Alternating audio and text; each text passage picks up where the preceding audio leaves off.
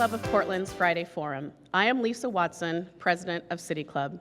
For more than a century, City Club of Portland is where civic-minded people work together to make Portland and Oregon a better place for everyone to live and explore. We're gathered today at the Sentinel Hotel and are joined by thousands of Oregonians via X-Ray FM's radio station, KGW's website, Facebook feed and news app, and Open Signal's community media television stations. In addition to City Club's valued media partners, our corporate sponsors enable us to continue to put on the state's best civic programs week after week. I'd like to recognize City Club's winter sponsor, Portland General Electric, and thank them for their generous support. Please join me in showing our appreciation to the sponsors, staff, and volunteers who have made today's event possible.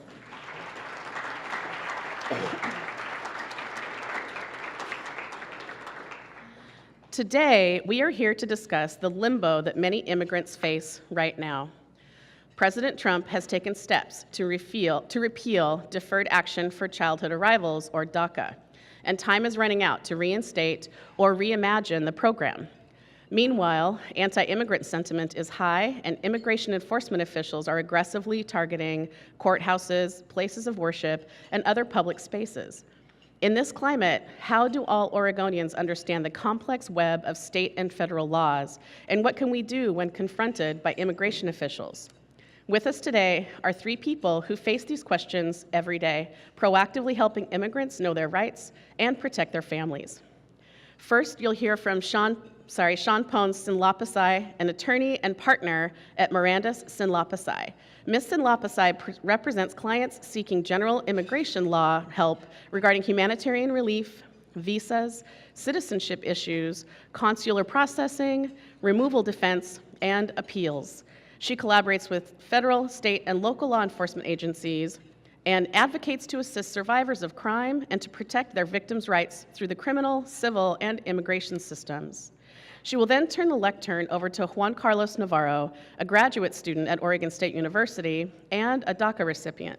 Mr. Navarro is the DACA Advocacy Project Coordinator for Capacis Leadership Institute and continues his advocacy for undocumented immigrants at the local, state, and national level. Moderating our discussion today is attorney Cheryl Kuhn, the Executive Director of Refugee Disability Benefits Oregon, a nonprofit established in 2016 whose mission is to provide legal and other services to disabled refugees and immigrants and their families. Please join me in welcoming all of our guests.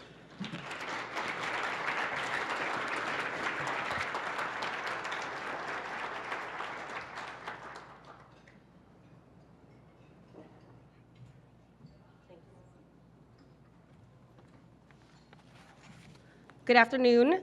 Thank you for having me here. It's an honor to be here before you and to talk a little bit about some of the issues that are facing our immigrant children.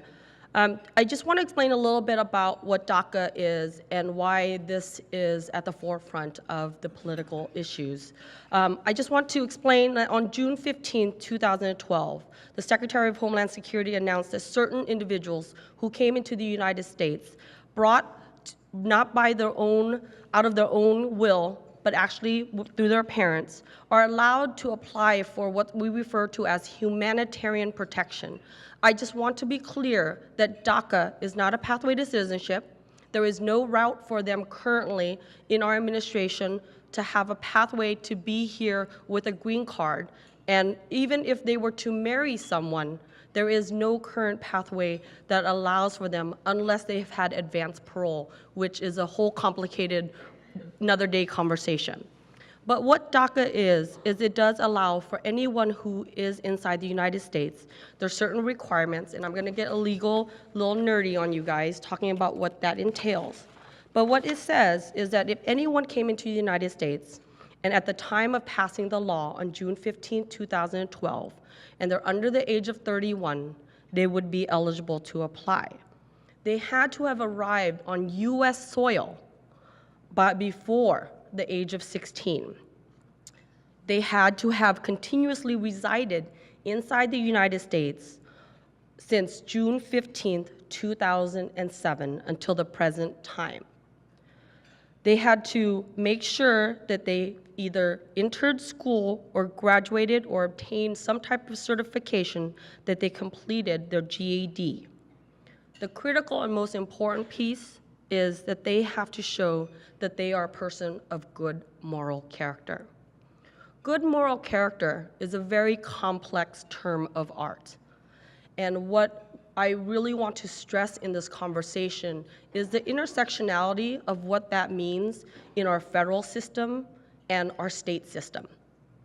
If a DACA student is convicted or charged with a crime of stealing a piece of gum, and that kid had to steal a piece of gum because he's living on the streets or he lives in a domestic violence household, that kid is in jeopardy of losing his status. That is considered a crime of moral turpitude. Yes, these are the situations that I face. Besides being an immigration attorney practicing every day, listening to the kids, I am also the Oregon American Immigration Lawyer Association pro bono coordinator. We were the part of the team that rallied when the administration told us in September that they were going to stop the program. We partner with organizations just like yourself, community members, caregivers, advocates, social service providers, to make sure that our youth, our kids, our family know that they are cared for and that there's a pathway. There's only 3 ways to get legalized inside the US.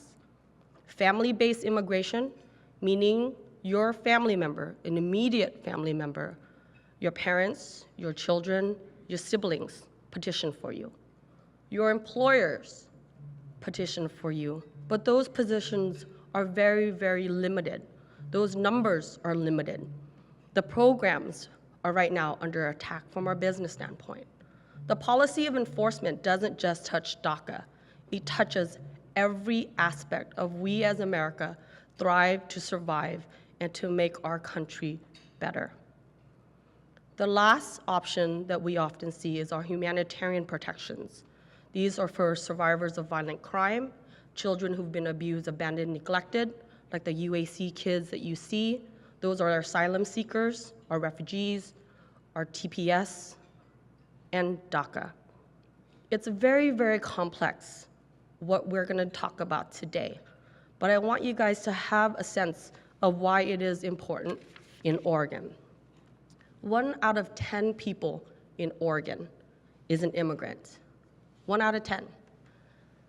99.9 of our population in the state of Oregon is a mixed family, meaning that we have families who are immigrants, who are undocumented, who are citizens. We have people who are in between. And I want to stress, often I get as a pro bono coordinator, why is DACA just a Mexican issue? It is not a Latino issue. The second largest population of DACAs, guess what? Looks like me. It's APIs. And then after that, the growing numbers are our Slavic communities, our Somalis, our African. We have to stop talking about DACA as it is just a Latino issue. These are our children. There are firefighters, there are doctors, there are lawyers, they're your teachers in your daycare. They're the people who care for your children, the people who help you when you're hurt or harmed. They're everywhere. And this is so heartbreaking because we are at an impasse. We are in a moral crisis as a nation because we are seeing each other as other, as foreigner, as perpetual foreigners. We have to have a conversation about our history and what needs to be done to take the steps forward to think of each other as a global family. Because when we trace our ancestors, that's what we really are. Thank you. I would like now to introduce Juan Carlos Navarro, who will be talking about his experience as a DACA.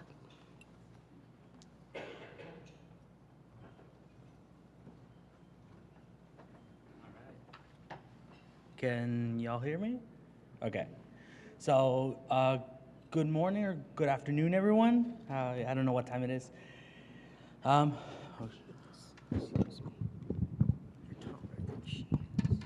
There you go. I'll just hold it. I'll just hold it a little bit. All right. Got it? Okay. Sorry, a little mishap. I get a little nervous. Anyways, good afternoon, everyone. My name is Juan Navarro. I will tell you a little bit just about my background. I was born in Guadalajara, Mexico, and I immigrated with my parents at the age of 3. I immigrated here because of medical reasons, because the medical system in Mexico is not the best. As a poor farm worker, my parents couldn't get the medical attention I needed because I couldn't walk when I was supposed to. And they looked to other places, and my aunts and uncles that lived in Oregon told them that they should go to Shriners Hospital up in Portland, Oregon. And, well, what are you supposed to do? In Mexico, where the doctors tell you to get a wheelchair, or the potentially of having your child be able to walk. So we immigrated in 1995 over to the United States here in the Salem area. And six surgeries and 12 years of therapy, and I was able to take my first steps without any support at the age of 15 years old. So from the get-go, when I say I walk with a purpose, it quite literally means I walk with a purpose. Everything I do from then that point on is for my community. I didn't find out I was undocumented until I was about 15 years old, when I had to take the driver's test. And for a 16-year-old kid, you know, being that guy that has a license with a car, you're like the guy you're the ladies' man, you know. It's like there's incentive to get your license early. And those are the very first times I really figured out that life was not going to be the same. My administration, my school district gave up on me as soon as they figured out I wasn't documented, because they didn't know how to help, and they really didn't go the long way. They didn't actually care to go the long way and help. So from the get-go, this whole issue of like helping undocumented immigrants actually further their education, further their livelihood, was a battle. And it wasn't really until my high school counselor motivated me to go to Chemeketa Community College, and then eventually I went to Western Oregon University, and I have my BS in exercise science from Western Oregon University, and now I'm a graduate student at Oregon State University. And all this, and all of this wasn't easy, but one of the biggest factors that contributed to my success was I got out of the fieldwork jobs because of DACA. I was able to experience something else. My first jobs with DACA was a peer assistant that paid off all my tuition at Chemeketa Community College. My second job was an intern with the City of Independence as the community liaison for the Latino Outreach Program. My third job was as a tutor, a math tutor for an upper bound program at Western Oregon University. And my fourth job with DACA, I'm a graduate teaching assistant at Oregon State University. That's paying all my tuition, and that's giving me a stipend live off, and that's gonna let me pursue the career that I wanna go, which is to revolutionize the Oregon University system to accommodate and include all undocumented students so they can have the equitable education for them to go forward. But my education doesn't really go just like that. It's like it goes into the community. That's why I'm also the Capaces DACA outreach project coordinator, and I'm here to just make sure that no one experiences the same experiences that I did, and we have an easier pathway for DACA recipients. Thank you.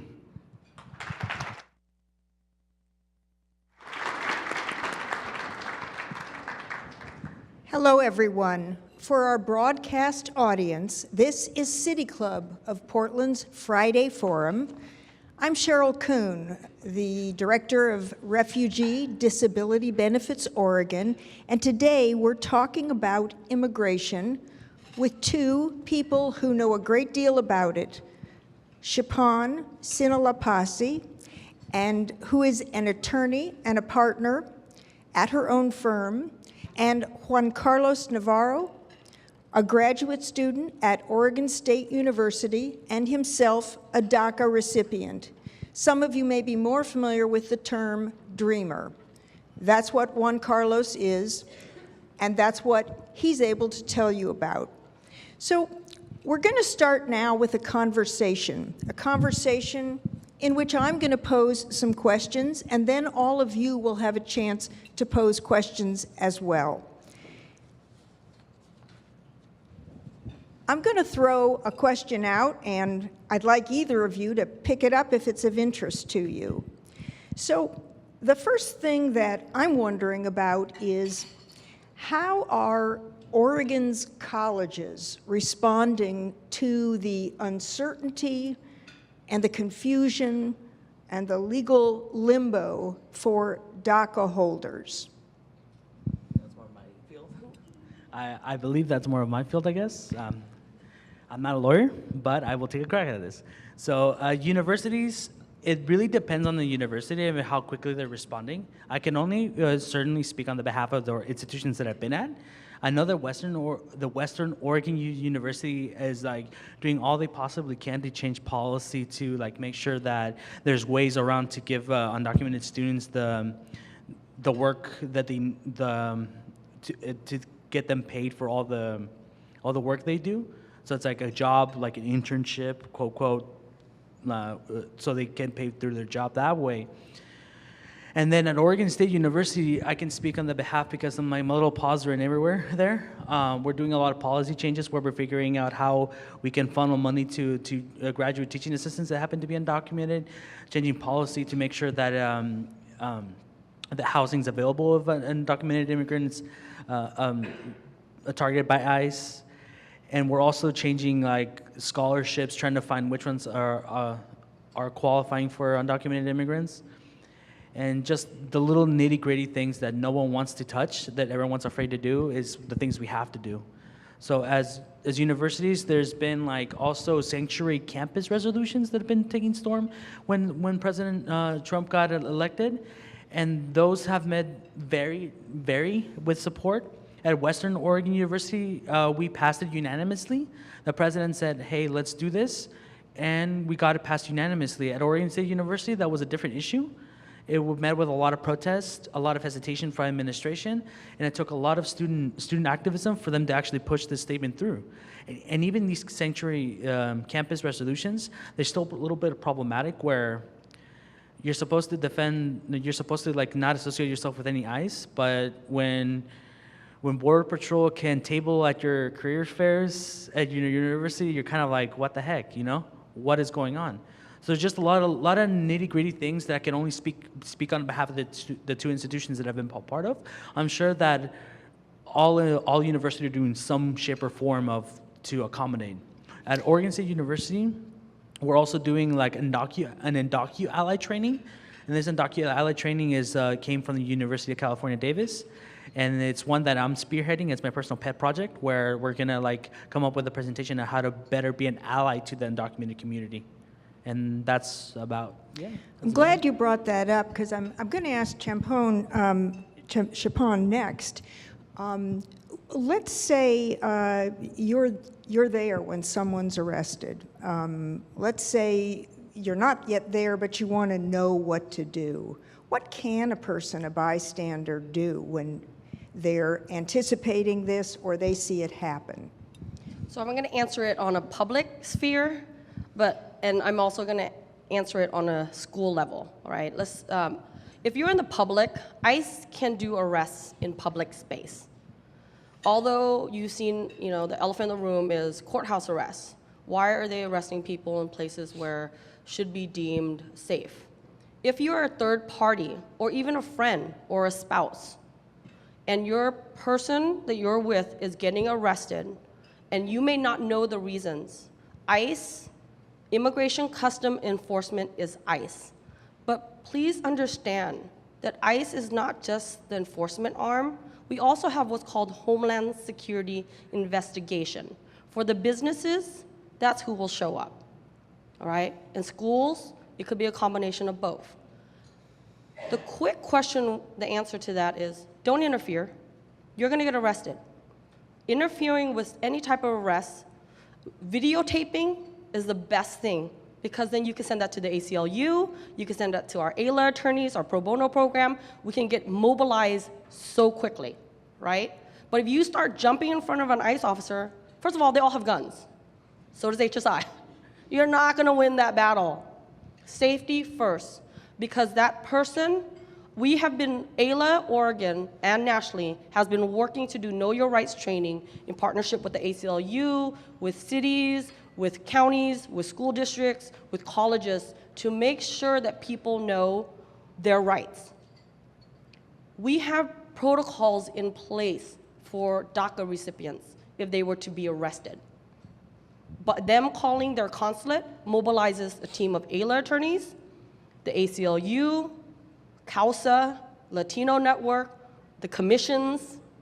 You have now an army of people who will react. Don't get yourself arrested, then we create two problems. And if you're a green card holder, guess what? You're still deportable. So please be careful. Take it with caution. I want to just back up for a moment and say, let's say I'm a current DACA holder. Is there a way at this point in time for me to renew my status? This is something a lot of people are confused about. They hear about this March 5th date. They're not sure if everybody's in trouble as of that date or what happens. Can either of you clarify that? If I go and I get something wrong, she's going to correct me. I only follow the news, and she's an actual lawyer. Just putting that caveat out there.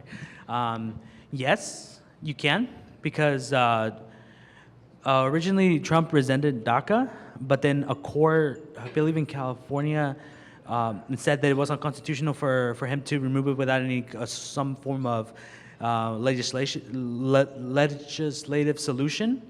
And then another court backed it up, saying it's fully restored until like some kind of legislative solution is in place. And now for the lawyer answer. Yes, that was pretty correct. Just want to clarify that with our DACA recipients, everyone who's ever had DACA can apply. There is no initial filings, meaning if for a lot of our kids, I want you guys to understand, for these kids to come forward, they're not just giving their information. The form asks about every place they've lived since they stepped on US soil. Every place they've worked, their parents, their aunts, their uncles, they've handed over to USCIS, right? Which is the processing arm, the arm of immigration that gives benefits, all their information. So those who have not applied because they were afraid of giving up their family, because a lot of my kids will tell me, I'm not going to apply, I'm not going to renew. Even though President Trump in September 2017 said that we're stopping all DACA, there has been 2 injunctions in place, San Francisco and New York. What they did was they gave the power back to our DACA recipients to apply. We in Oregon have about 6,800 DACAs. Guess what? When we did our DACA clinics, we had people not show up.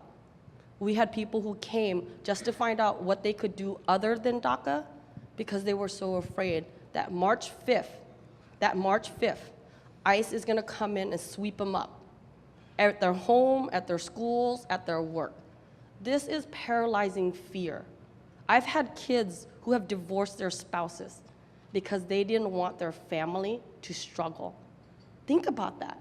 You're like, someone you love is breaking up because they don't see a future in US soil because there's no pathway. Yes, I get really emotional on this topic because when I see them, I see family and I see the pain that they feel every day. These are stories that's unique to each of them. I just wanted to, you brought up a very important point that I think you both can speak to. Many of us think about dreamers, we're thinking about the young people that are in this situation, but I understand that with some of the legislation that's being considered, it's kind of pitting kids against their parents. It's sort of like saying, hey, come support this legislation and we'll protect you, but there's a trade-off. Do either of you want to talk about that situation? No, but I feel like it's important to talk about it. Yes, it's very difficult to have, first of all, how you have literally no power, no voting power, first of all, and how the only source of power you have is through allyship. Allies are the ones that are going to vote for you.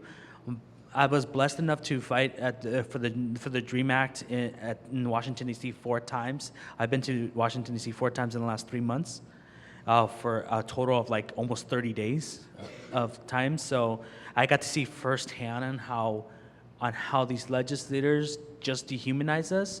They will not look at us in the face, but that they'll come up with their Succeed Act. They'll come up with their deportation bills, their America Secure Acts. All these, for lack of a better word, BS like laws where they can't look at us in the face, but they can certainly want to demonize us.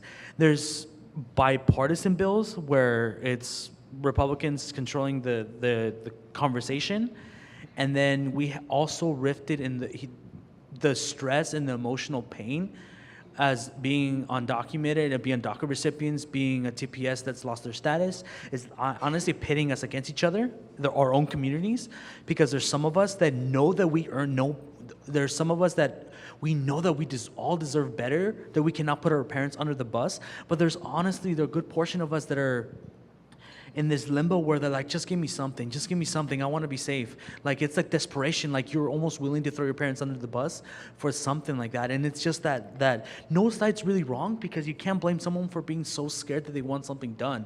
But we can't, in my personal opinion, is we can't abandon our parents. Because if I got citizenship and my parents did it, and my parents get deported, I'm nothing. I'm a family person. As a Latino man, my family means everything to me.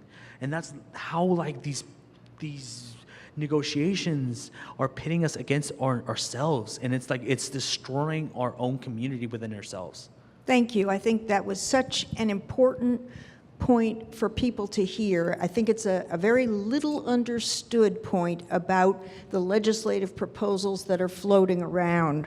Well, we're going to be going to the audience for questions. Before we do, I want to just remind our broadcast audience, this is the City Club of Portland's Friday Forum, and we're very privileged. We're hearing from Shipon Sinalapasi, and we're hearing from Juan Carlos Navarro today on the subject of DACA and immigration issues. Now, everyone watching or listening today is welcome to ask a question. If you have written a question on an index card, hold it high for staff to collect. Obviously, this won't work for those of you who are home. We're not coming to your houses. But you can submit questions via Twitter using the hashtag FridayForum.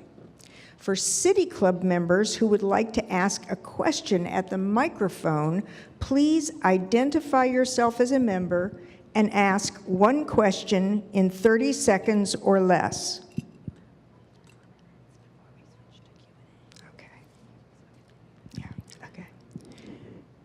While we're waiting for those questions to come in, we have a few more questions I get to ask our guests. So I want to turn for a moment now to looking at Oregon's response. We talked for a moment about the college campus response, but this is obviously an issue of interest to all of Oregonians. There are businesses that are affected. There are citizens that are affected. It may be your neighbors. So what kind of leadership are we seeing at the state level on these issues? Either of you. You want me to start? Okay. So just from the state level, we have been pretty amazing in looking at response. So the governor has 4 commissions, which is the Hispanic Commission, the Women's Commission, the Black Commission, and I am the chairwoman of the Asian Pacific Islander Commission. We have brought all these issues to the forefront. When laws started changing, and they're constantly changing, there's no quick fix.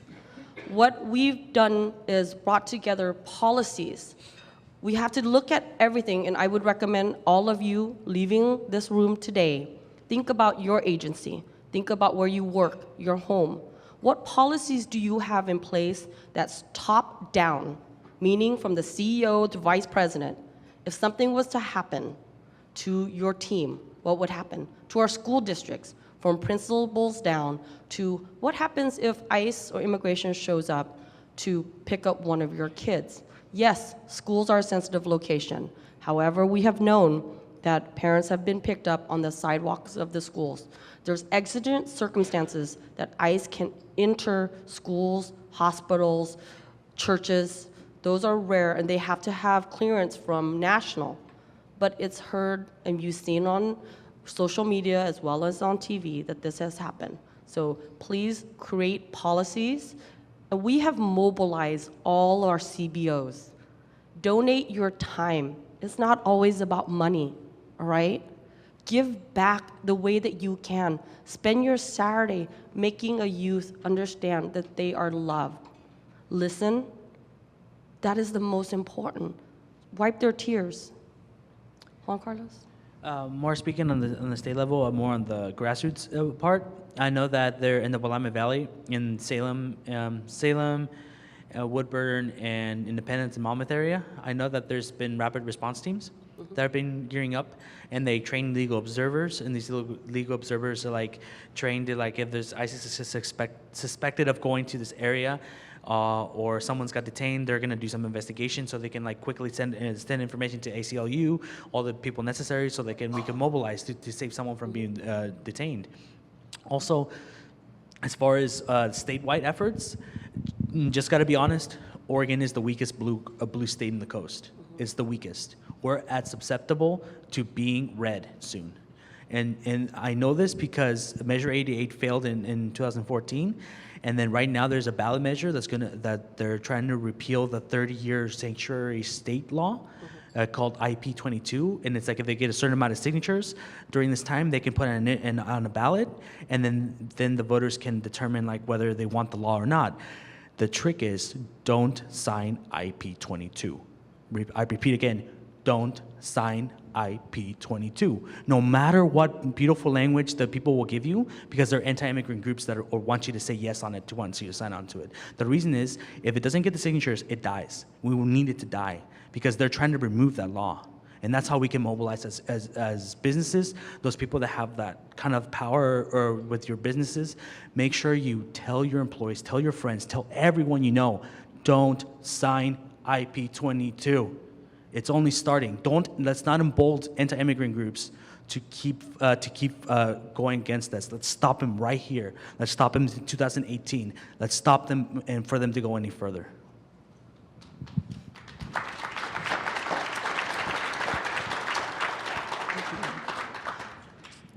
It's interesting that Juan Carlos Navarro just mentioned IP22. I believe there is already coming out or already out an interesting piece of investigative journalism by Street Roots about some deceptive tactics that are being used. That's why he's so adamant that you should not be misled about what IP22 actually does. I want to just ask, you know, it seems as though going back maybe 3-5 years, most people in the United States had not heard of the DREAM Act. They hadn't heard of DACA. They weren't familiar with this issue. Perhaps this is wishful thinking on my part when I say that I think most people have now heard of Dreamers. They may not know who they are or how you get to be one, but they've heard of it. Do either of you have a sense of how we've gotten there? You want to go first? From my perspective, I think it was the travel ban. The travel ban was such a cluster globally. We, as AILA attorneys, the ACLU, were dispatched to the airports. A lot of us stayed there, slept there, helping families, US citizens, green card holders. These are our families stuck abroad. These were our Olympians who fought for us, raced for us. Some of them were our veterans. They were stuck globally. That, I think, caused a moral outrage. And just seeing people detained at airports for hours, days, some given expedited orders of deportations, others signed to give up their green card without even knowing what they were signing. This created a ripple effect. Our dreamers have always been there, but that's when I think really our nation as a country said, we have to fight like hell.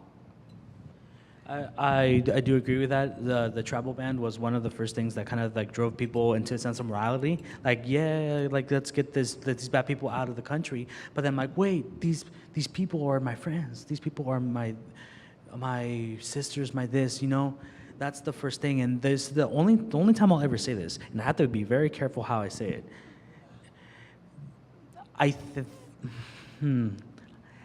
I appreciate Trump for doing what he's doing because it's mobilizing the community, and I say that very lightly, very relative. But because of the hatefulness that he had along his campaign, we as a community have banded together. We were there with the Muslim ban. We're there to be in solidarity with each other when other communities are being attacked. And now we just happen to be the target right now. We happen to be the target. And that's why when we banded together and say no more immoral like acts from this president, and now I'm looked at as a human. My younger dreamer friends are looked at as a human.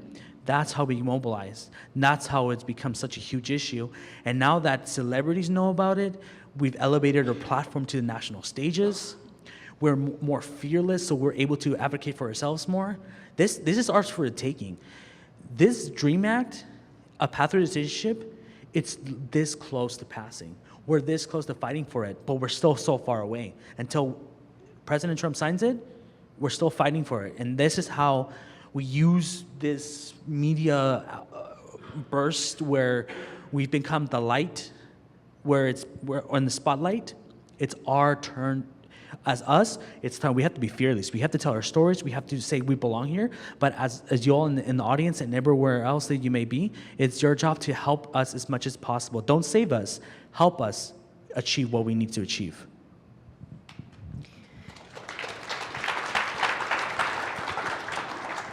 I think I'd like to just, as we wrap up our questions together, ask you both where the struggle goes from here, especially in the weeks and months ahead, looking at Congress, looking at who we have in the White House. What do you see happening ahead? And maybe I'll broaden it to say, what do you think the folks out here and listening can do to be part of that conversation? Go ahead, you want to start? Sure.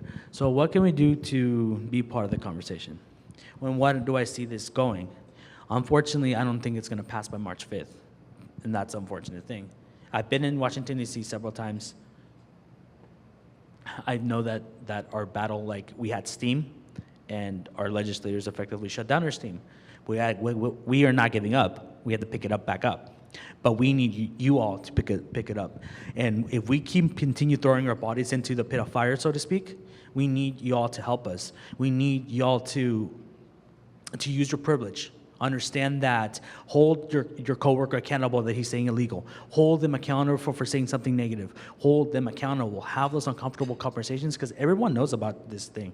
So now people disagree, but it's now your job to use that privilege. If you're a business owner, consider donating to a cause, sponsoring part sponsorship, full sponsorship to an undocumented immigrant in college, contribute to these campaigns that are like defending immigrant families, spend a time Saturday volunteering. This is your chance to help our community really take off. Because if we're not going to get this by March 5th, we're going to be in for some uncertainty.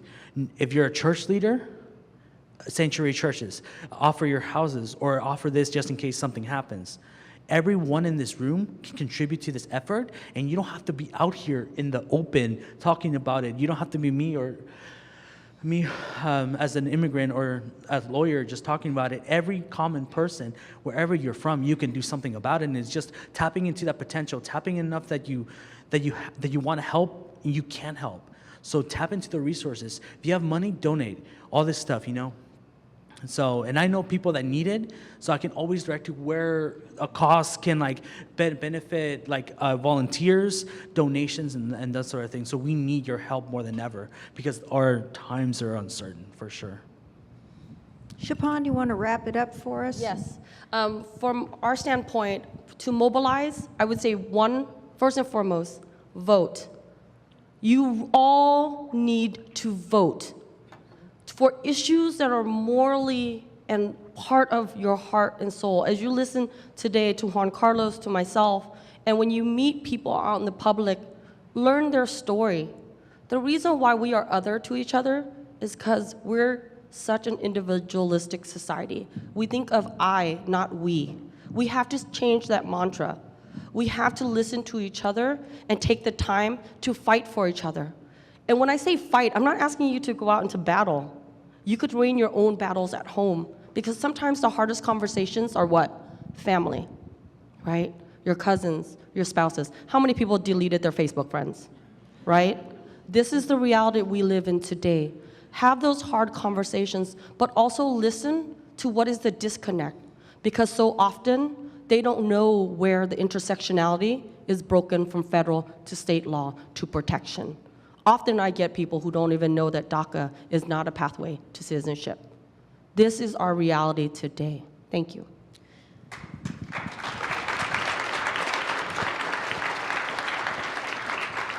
Well, now we are going to go to the audience for questions. Thanks for your patience. As I mentioned, this is City Club Friday Forum. We've been listening to two people who know a great deal about the topic we're talking about, and now it's your chance to ask some questions. So again, if you are here in the audience and you have a question, please hold it high so that staff can see you and come and collect it.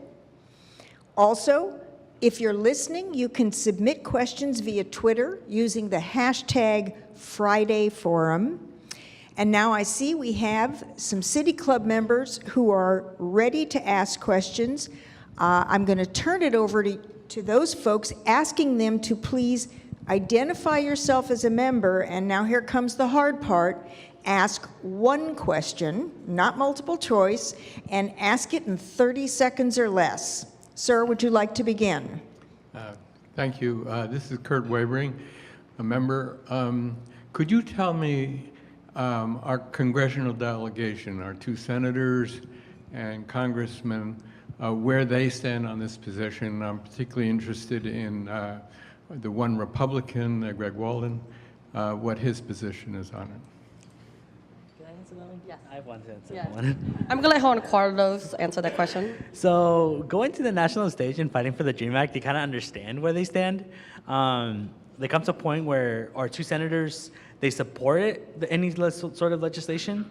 They weren't didn't publicly come out for a long time that they were going to support it. So we helped them get there. So now they publicly will support it, because when you say something public, you're accountable for your word.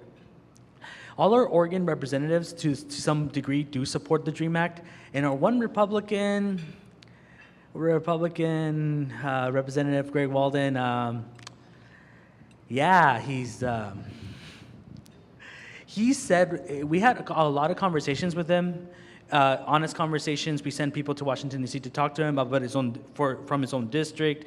We try to send him letters. We try to get meetings with him. No, he doesn't care. He doesn't really care. We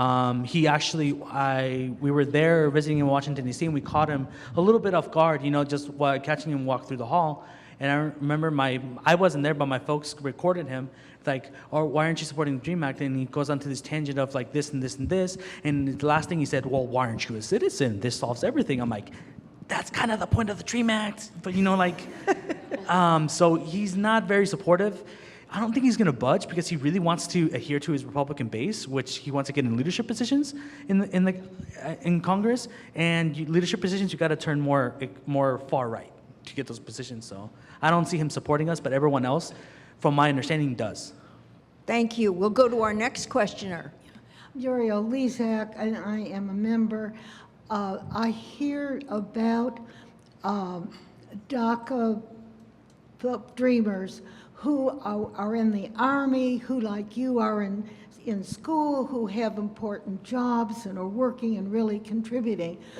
I have the impression that there's not enough very specific personal information out there for the everyday American citizen to see and read and hear about these individuals. How many are in the Army? How many are getting graduate degrees? How can you or others get that information out and as soon as possible? The quick answer to that question is you can actually read the American Immigration Council has a really good summary of the state of Oregon and how many kids who are here through different programs, who have graduated through their PhD, how many people are mixed families. In regards to your question about our vets or military personnel, it is that information about DACAs in the military, that is we don't have concrete data nationally on how many kids are where, which branch of the military.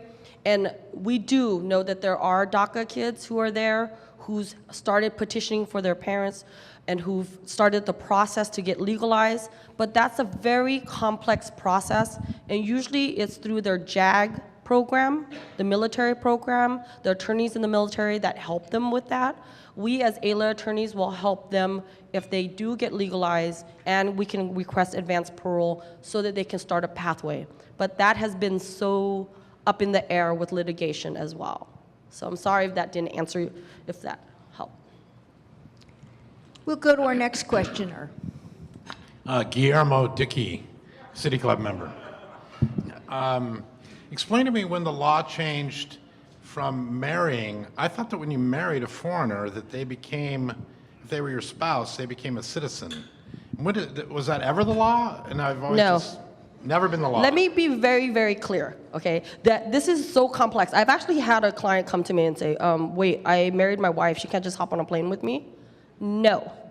Our immigration system requires that if you marry someone and they're a foreigner, and this is a green card, you've been married now 2 years, right? You're like, wait, you have to get married for 2 years to bring your spouse?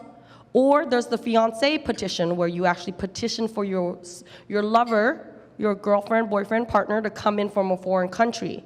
You have to go through Department of State, the National Visa Center. That process right now, Melina is our past president sitting right here. Wave, Melina. She can tell you in all details how broken this system is. And if you're one of the travel ban countries, your wife happens to be Muslim, she's gonna wait through the administrative vetting extreme process for years. She doesn't get to hop on a plane, she doesn't get to visit, because once you start a petition for her, it's flagged through USCIS, through the National Visa Center, to the consulate. And it's not an easy process. The years it takes is about 1.5 years to about 3 years, depending if you're in vetting. Do you understand? Not easy.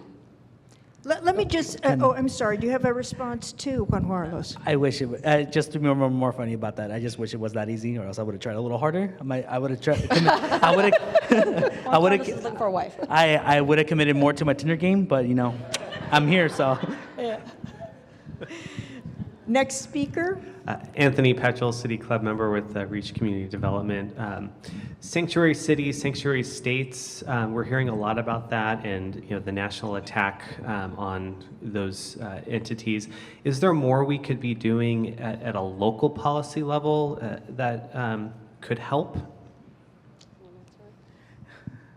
Don't sign IP 22. That's what you can do to help. Encourage everyone you know not to sign it, no matter how pretty that language looks, because we need that thing dead. Because that is going to put it, if they make the wording of it really confusing, it will be another Measure 88 where we almost had the driver's license for undocumented immigrants passed, and just because of the weird lingo language where the same anti-immigrant group could manipulate the wording and like confuse our own communities. Don't sign that. That's what you can do. Don't sign IP 22. So don't sign it. Encourage everyone not to sign it. I cannot stress that enough. As you can tell, don't sign it. Is there anyone in the audience who didn't hear that? You're clear. Okay. Chapone, did you have something you wanted to add to that question? Would our next questioner please present her question? My name is Barbara Gordon-Lickey. I'm a City Club member. I wanted to follow up on the very good question that this woman asked, because just having it on a website or providing some brochure, you're speaking to the choir. What can you do to get the information out to people who don't know very much about DACA, or even to people who are opposed to the extension of DACA. You can't just talk to people who already agree with you. Wonderful point. Wonderful point. Let's see what ideas our speakers have. So what we as the American Immigration Lawyers Association have been doing is actually, we understand that 60% of Oregon's rural.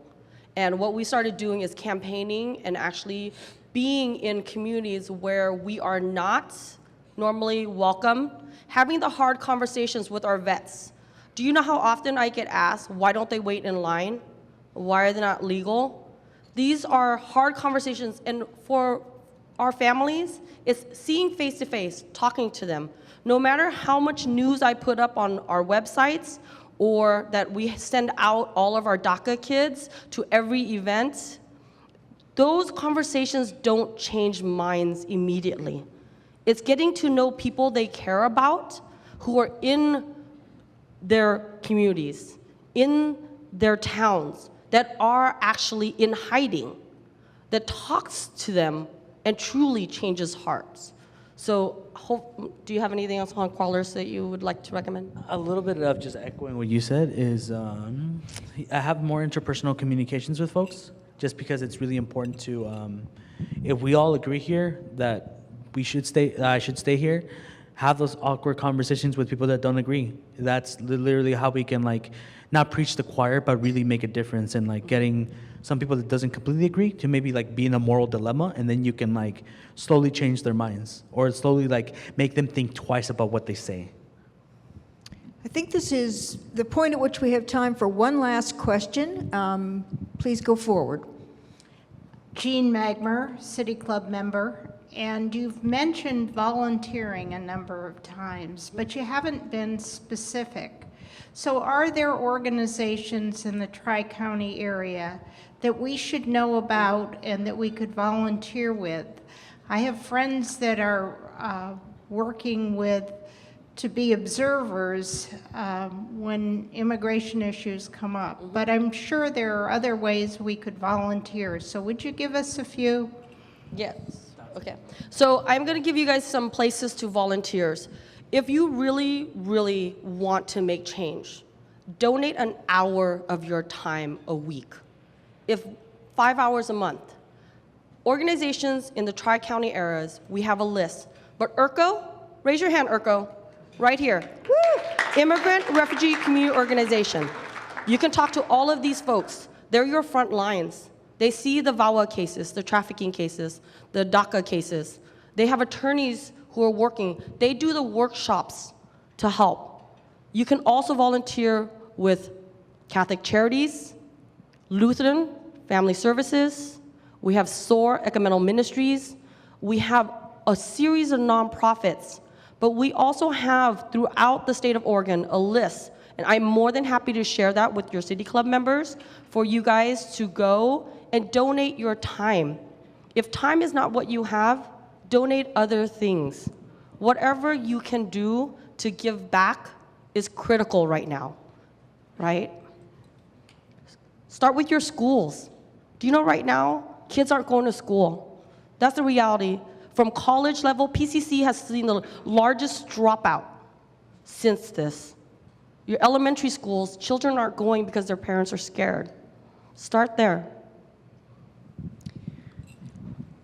Thank you for that last question. I'm sorry, I know you're waiting, and I appreciate that. Can I? Yeah. Oh, wonderful. I'm being told I can say yes. Please go ahead. Do ask us a question. Thank you, and I just renewed so I could ask the question. So. Then we have to allow it. Casey Yes. Hansen, renewed member. Would you address the specific differences between arrest warrants, search warrants, the type of warrants ICE carries, and the protections business owners have on their own property to say, that's not, Melina? well, just, you know what I'm asking, so please. So Melina is our business immigration attorney. She's right here, and she also is our past president of AILA. But to explain the difference, what you've seen on the news is ICE using their own warrants. What that means is for us in federal court, you must have a warrant that's signed by a judge or a magistrate or someone through the court system. What ICE has been doing historically is been using their own warrants, which is a form that they sign through their SDDO. That's a supervising detention officer. That is not valid, all right? And so for a business, you will not have someone coming in with just one of those warrants. What often will happen is you'll get some requests through E-Verify from some documentation, and then a process will ensue on verifying information for who you have with your employers. That is very technical, and you should probably talk to a business immigration attorney. Although we're all immigration attorneys, remember there are specific types of immigration law that is specific to the section, whether it's humanitarian law, family-based, removal defense, or business immigration. You have both of us here. Please ask those questions. Did that answer? Oh. I work with a large immigrant community, and when I'm on property where they work, it's private property. But it's a big old open area, and I'm visualizing what might happen if ICE shows up. And if I have the right as a citizen to say, you're not, this is private property, you're not welcome here, that's not a valid warrant. You have a right to say that, and everyone should ask to verify that warrant. And remember, for my farm owners, please put up signs that say private property. Most of our Oregon land, there is no sign. ICE can walk in any way. If you have people picking fruit, working on your wineries, and there's no sign that says private property, no trespassing, guess what? Consider it eligible to be walked on. Please protect your space. If you have employees in the building, put a sign up that says employees only, all right? Especially for our school or government buildings, that's critical. Don't let them pass the front door. Create your policies and protocols to protect your families. And all the school people here who have I've read some school policies that say call parents to meet with ICE. Take that out of your school policy. You are essentially handing over your parents and your kids. Sorry, that's Well, this has been a great conversation with a lot of good information. We're turning it back now to our City Club president for some announcements. Well, thank you so much. This was really fascinating and informative. Unfortunately, our time is up for today. We need to pause the conversation for now, but we hope this is the beginning of even more in-depth conversations for each of you. Please join me in thanking our panel here today, and I'd also like to say a thank you to Deanna D'Souza, the producer of this program, and we appreciate all of the hard work that went into making today possible. Thank you.